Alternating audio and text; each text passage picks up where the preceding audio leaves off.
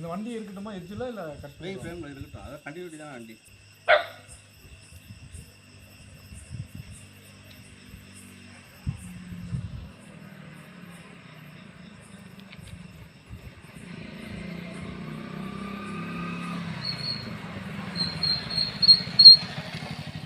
சவால் விட்டு வந்த மாப்பிள்ள எதுவுமே நடக்கும்.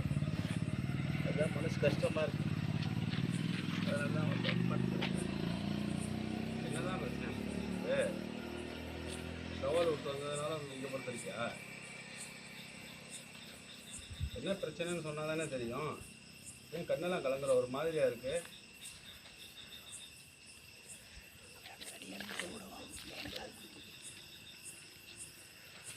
என்னன்னு சொல்லுங்கம்மா, என்கிட்ட தானே சொல்கிறேன். மாப்பிள்ளை சொல்லாமல் யார்கிட்ட சொல்ல போகிற?